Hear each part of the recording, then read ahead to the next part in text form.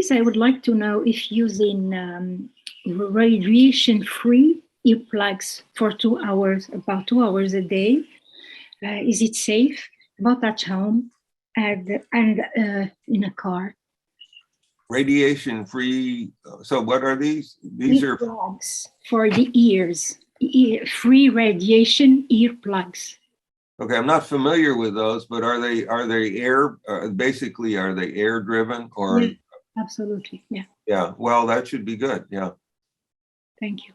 Mm-hmm. Okay, next we have Marcus. Marcus, what's your question? Yes, hi, Dr. Pall. Is there anything you can do in your home to neutralize or scramble EMF? Are there any devices that you are aware of? Okay, let me answer your question first of all. I mean, there are lots of ways in which you can lower exposures in your home, and including the fact that I mean, I use a cable modem, so I don't use Wi-Fi in my house, but I still use the internet all the time, and you can see me doing it right now. And so the exposures are very low. I also use wired devices wherever I can. So I have a wired mouse, I have a wired keyboard, I have a printer that's wired, etc. So wherever you can do that, you know, you can do it. And I use an old-fashioned corded phone, which frustrates people all the time, but that's what I use. And it has much lower EMFs than, you know, cordless phones are very, very poorly designed. They're really bad, and I can spend a lot of time talking about them, but okay. But now basically what you're asking me is another question, and that is, are there ways of lowering the effects of EMF fields? And I believe there are. I have not published on this, but there are situations that have been shown in the literature where EMF effects produced by one EMF can be antagonized by a second EMF. And I believe that what's happening is, I talked about the voltage sensor and the movement of these alpha helices. I believe that EMFs can not only cause an activation of the channel by moving these helices out away from the center, but they can also have the opposite effect. They can push them in the other direction if you've got a second EMF that has different properties. So there are a number of devices that have been sold, and I don't endorse any of them, but they may work in this way. And they're called, sometimes they're called shielding devices, but they don't actually shield anything. They may act in this way, and some of them act by producing a second EMF artificially. Others probably act by having little crystals or other things that sort of bounce the EMFs off and produce it in that way. So I think these may work, and I think that they're worth considering. Okay, but I don't endorse any of them. Okay, thank you for your answer. Thanks, Marcus. Next we have Kaylee. Kaylee, what is your question? Hi, I'd like to know whether I understood you correctly. And number 7 of one of your slides, from what I read there and from what you said, am I to understand that school children starting work at the computer every day at about the same time every day, that they are subject to developing universal or near universal Alzheimer's by the time they're 21 years of age? And we're allowing this? Even if there's a chance of this? I think it's quite possible. And it is, yeah, I think it's quite possible based on what we know about Alzheimer's and what we know about EMFs. and about what we know about how EMFs impact animals, and to a lesser extent, how they impact humans. I think it's quite possible. And so it's absolutely unconscionable to even think about doing any of these things without, and so all of these devices are put out without doing one single biological safety test on them. They're put out all the time without doing one single biological safety test on them. It's outrageous. Yeah. I think unconscionable and outrageous are very kind words for our society to allow this. Yeah. Thank you, Kaylee. Next, we have Joel. Joel, what's your question? Thank you very much for your talk, Mr. Pall. It's certainly a disturbing topic.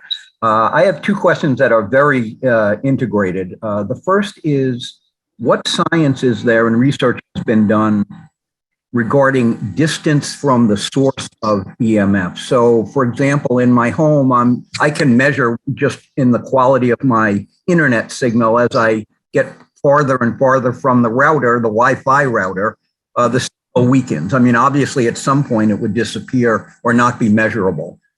So that's one question: is, you know, if we subject certain human cells or any cells to EMF and we can detect an effect on those cells from EMF, at what point does the effect become tolerable or lessened to a significant degree as far as distance? And then my second question, very related to this, if I think in terms of my own home, or most of us who do use Wi-Fi and have technology in our homes, we have things like microwave ovens, we have routers, we have computers, we have cell phones. I thought I remembered many years ago when I bought my cell phone that it had some type of a rating system that talked about the amount of EMFs that it produces. How can we know what products are safe, and how do we go about measuring the significance of the EMF radiation? Yeah, we could probably talk about that for days.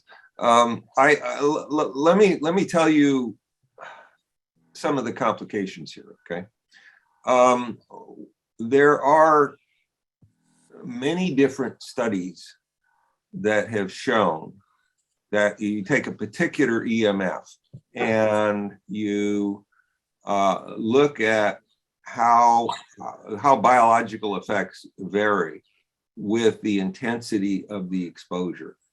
Okay, and what you find is that there are what have been called windows of exposure, ranges where you get maximum effects.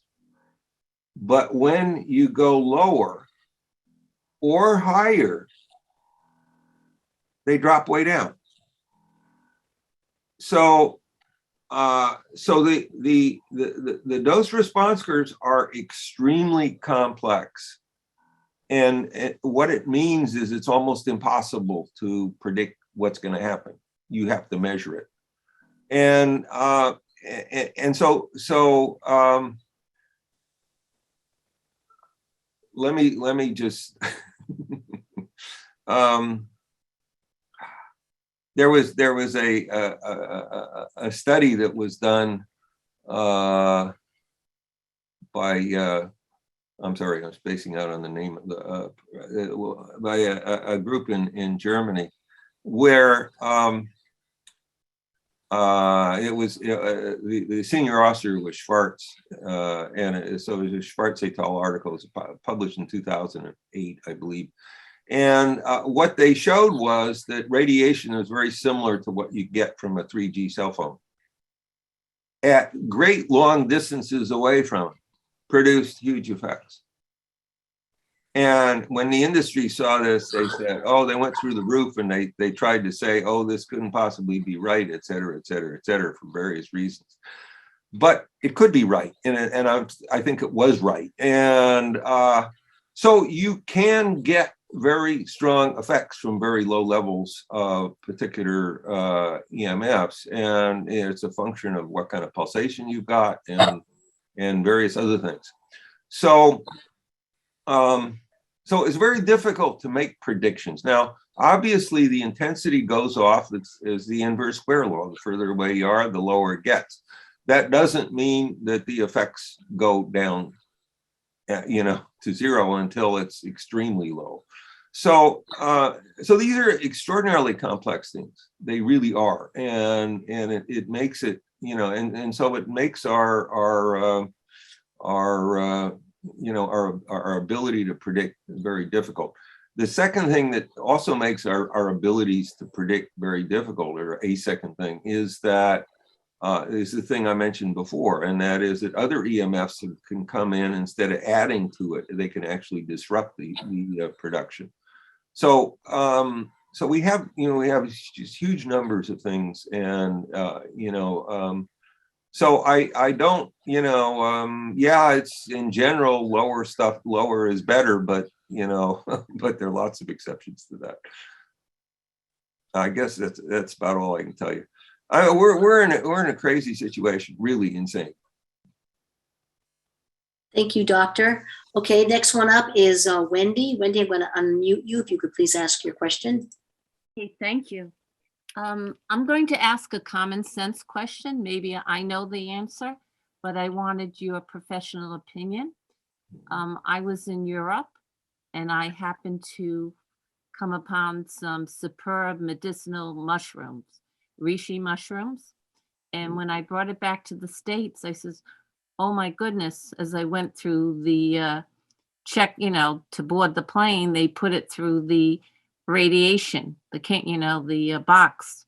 Mm-hmm. And I asked them, please don't, it's vitamins.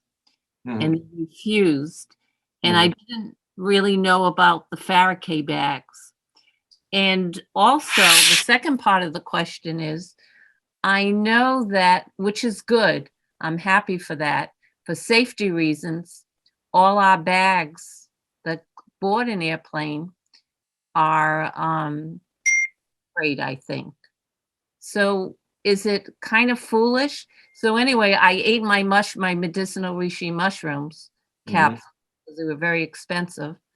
And but I felt foolish because I didn't think ahead. Maybe I should have had my Faraday bags. Could you please answer those two questions? Is it foolish for us to put things on airplanes? Is it going to lessen the nutritional value of the food item? We're all getting X-rays. It's like, what's the difference? You know what I'm saying? So please give me your professional opinion about that. Food and X-rays at the airports. Yeah, I guess it depends a little bit on what. So these are live mushrooms, is that right? No, they're medicinal mushrooms in capsules, reishi mushroom capsules. Oh, I don't think I'd worry about them then. So does it destroy? Is the X-ray very potent that it's going to destroy the potency of the medicinal mushroom, the vitamin? I wouldn't expect it would. I would think. The thing I'm concerned about with ionizing radiation actually is when very, very high levels are used to sterilize things, like non-organic almonds, for example, are run through in order to kill insects and things.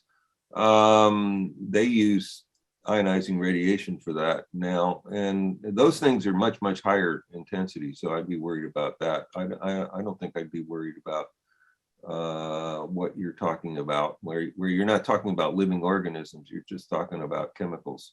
I don't think you're going to see a large effect there. Yeah, so next time I'll be prepared and bring Faraday bags that would protect it anyway. Am I correct? Well, it's not a bad idea. Yeah. Well, the Faraday bags will protect against the EMFs. They won't protect against X-rays, I don't think. Oh, they won't? Okay, I wasn't sure. I didn't know. Okay, thank you. Yeah. Mm-hmm. Thank you, Wendy. The next question is from Christopher. I'm going to unmute you, Chris, if you could ask your question. Christopher? Hello? Oh, He must have stepped away. Let me go out and go get Michael instead. Michael, you're next. Yes. Are you familiar with PEMF devices, pulse electromagnetic field devices? BAMR is probably the best known. Are they of concern? Well, they're used for therapeutic effects, and I've published on those. They go through the therapeutic pathway that I talked about. Okay. So Cool. yeah. Okay, well, is there anybody else that has any more questions? Doctor is available to answer any questions that you have about the lecture. Let's try, oh, here comes John. Okay, let's, John, come on back in. Hey, John, how's it going? All right. Hi, good, how are you? Yeah. All right, so Michael, would you like to ask a question?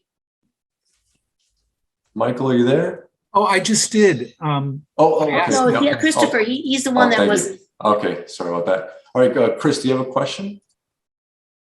he was MIA too. Oh, there's Mike's. Okay. oh, Oh, hello. Can you hear me? yeah, we hear you. It's kind of low, but can you increase your volume a little bit? Can you get closer to the mic? Yes, I'm trying. Can someone become affected by EMF by sleeping in a room that is exposed to electrical wiring? Yes.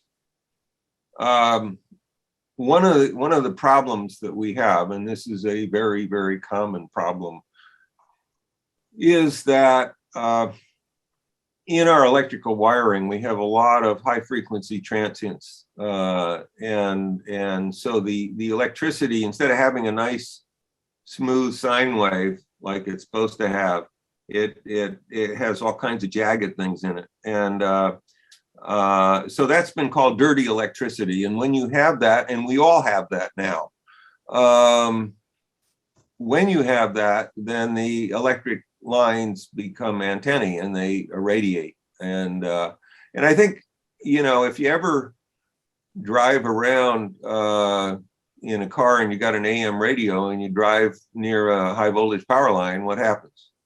You get all kinds of static, right? And you get it all over the AM band, right? And that's because those high voltage power lines are irradiating all kinds of different frequencies. So we're getting exposed to an awful lot of stuff that we shouldn't get exposed to, and yes, it causes effects on us, and it causes effects on essentially all other organisms on Earth, certainly in all animals and plants, and it also affects bacteria. So yeah, it's a big problem. Even if the Thank you for that.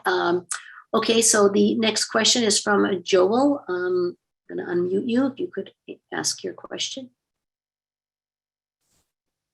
Hi, I've been trying to think through some of the policy implications here. You know, all of us are very aware of climate change.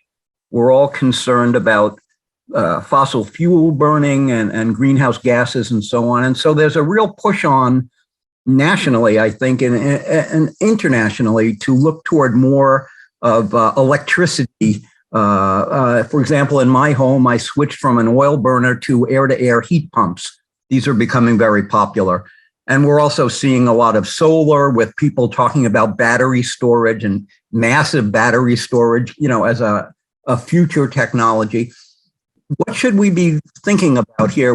You know, the trade-offs between some of the fossil fuel burning and its harmful impact versus focusing so heavily, as we seem to be going in this direction, on electricity, as far as the health implications of electricity, EMFs, and so on.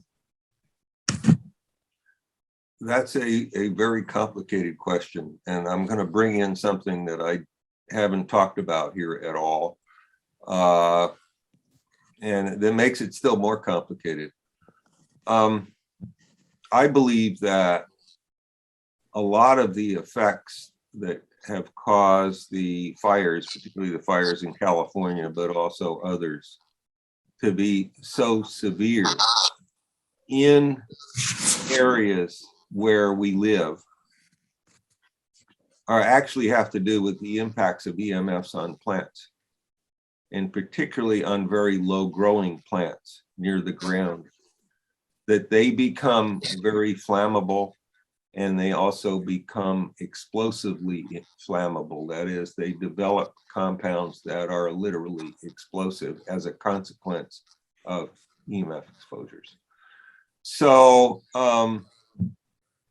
why is that relevant here? Well, one of the reasons it's relevant is because a lot of the ways in which we do green energy, and I support green energy, I just don't think we're doing it properly, is that a lot of the green energy, when you transfer, it starts as a DC current and has to then be converted to an AC current, and that's done by using digital inverters, which produce huge amounts of dirty electricity. And so the dirty electricity we talked about is a huge problem as a consequence of that. So these things are very complex and they're not simple, and they need to be thought of in great depth. And I don't know that we have time to do that here, but so I guess I'm going to punt on your answer, but that's, you know, that's another perspective. Okay.